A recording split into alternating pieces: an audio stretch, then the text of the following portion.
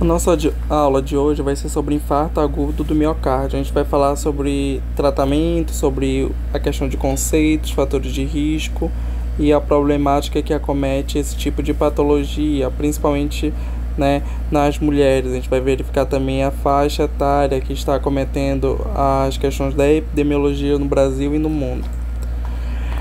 E dentro desse contexto, né, nós temos o conceito de IAM, né, que é infarto agudo do miocárdio.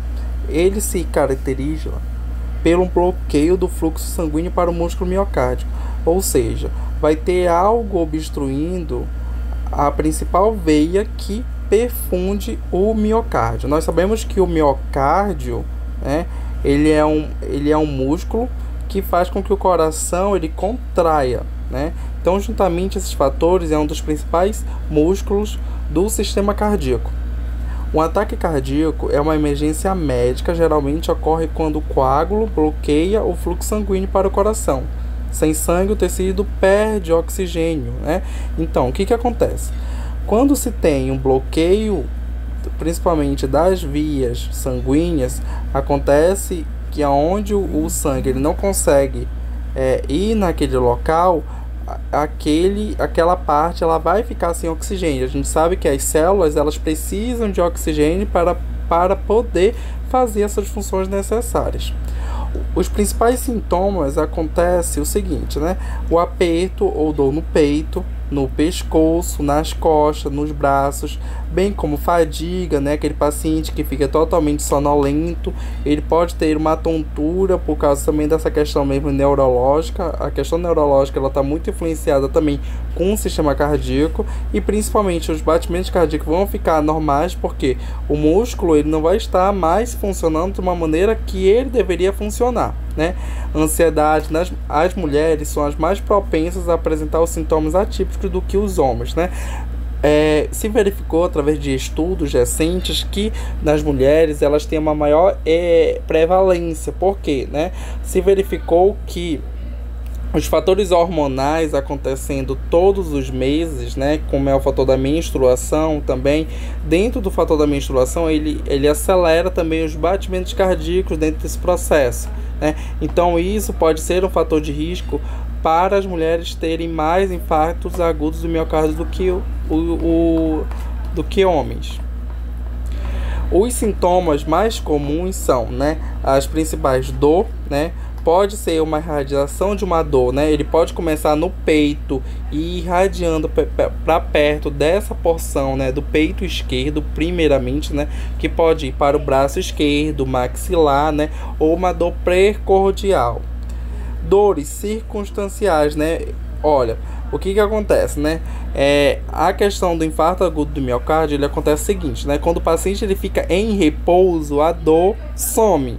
Mas quando ele se movimenta, a dor volta. Então, por isso que lá, quando nós estivermos mesmo dentro da UTI, nós vamos fazer essa questão de investigação com esse paciente. Falar em que momento você sente a dor precordial. Ele vai falar, não, eu sinto a dor nessa parte do tórax quando eu me movimento. Ou seja, você já começa a investigar desde a fase da anamnese, né?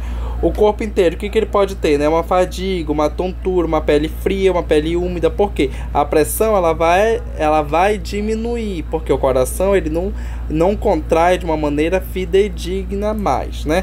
Um suor frio, né? No aparelho gastrointestinal, né? O que ele pode ter? Ele pode ter uma azia e principalmente, gente, dor abdominal, né?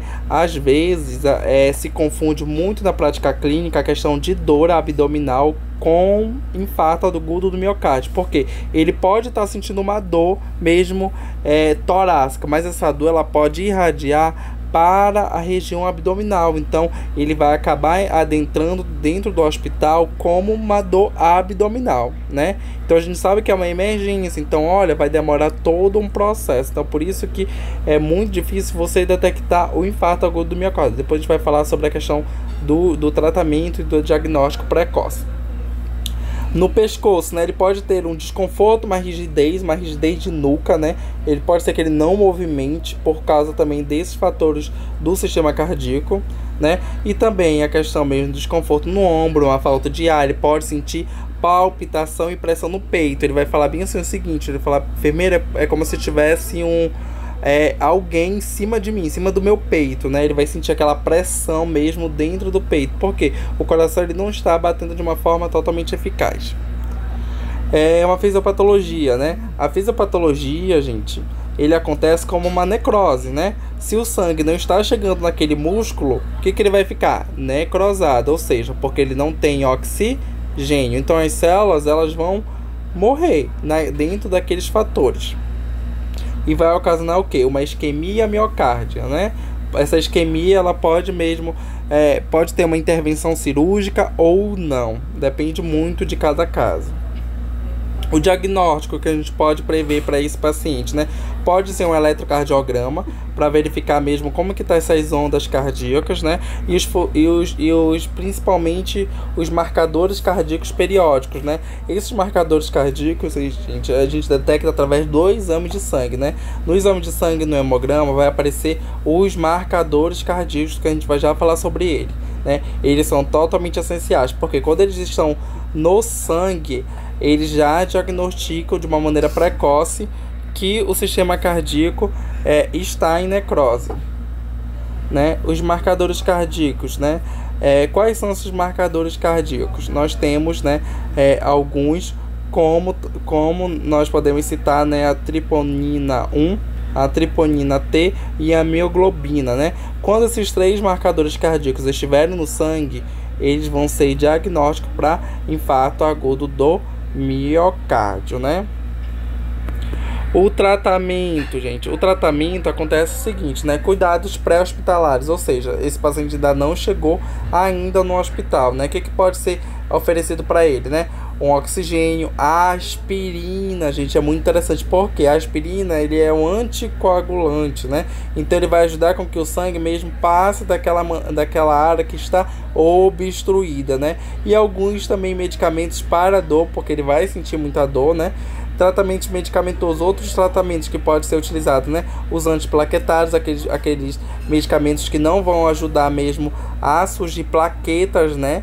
Então tudo isso vai melhorar também o caso clínico do paciente. Anticoagulante, como os famosos AS, né? Acetilsalicílico é muito importante, por isso que você vê alguns pacientes tomando acetilsalicílico, principalmente os idosos, né? Porque ele tem uns grandes riscos de infarto agudo do miocárdio, e esses anticoagulantes como acetilsalicílico, né, ele ajuda também a prevenir, mas também quando está mesmo dentro do processo, ele também ajuda a priorizar e diminuir o risco mesmo de infarto agudo do miocárdio, né? A terapia de repercussão, né? Nós temos também alguns tratamentos também médicos, onde nós verificamos alguns tipos de cirurgia, como a angiografia, né? A angiografia vai ser introduzido um catéter dentro da veia desse paciente para que se obstrua também aquela parte onde está obstruída, né? Então isso é uma questão médica que também nós temos também dentro dos fatores mesmo dentro da UTI e centro cirúrgico.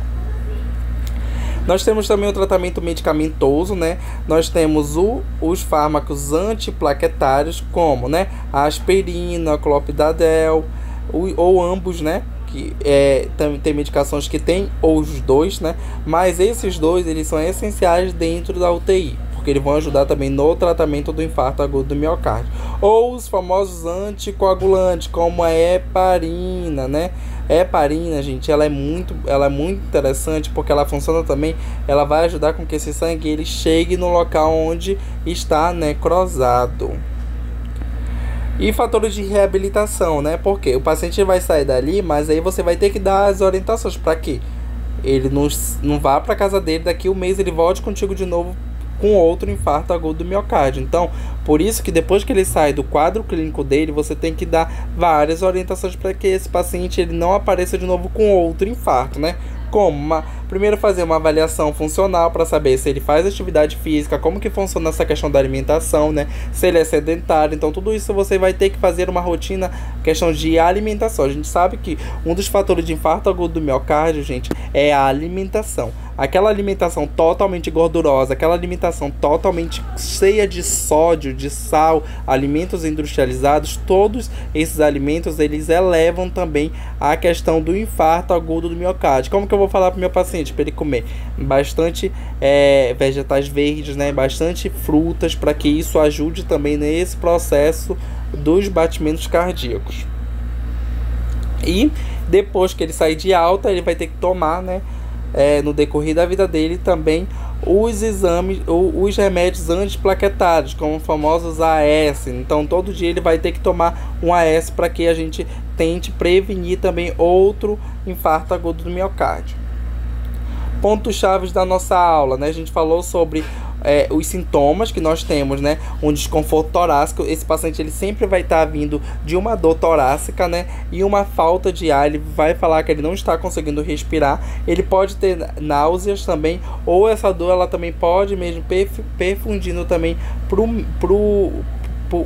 o membro dele, o esquerdo, ou também essa área abdominal, né? E a gente falou que a probabilidade de acontecer em mulheres é totalmente maior. A gente sabe que o infarto agudo do miocárdio é uma doença totalmente silenciosa, então você só fica sabendo, né, que aquele paciente está com infarto agudo do miocárdio logo mesmo quando está acontecendo. A gente sabe que é um dos grandes, que é uma das patologias que causa grande mortalidade, né?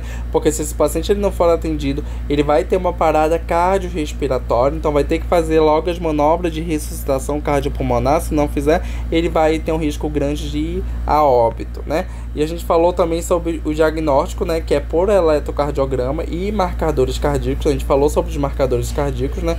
E o tratamento inclui o seguinte, né? O oxigênio, os remédios totalmente necessários, né? O oxigênio, se ele tiver mesmo com esse fator mesmo respiratório, se tiver com uma dificuldade respiratória, né? Então ele vai ser introduzido também o oxigênio.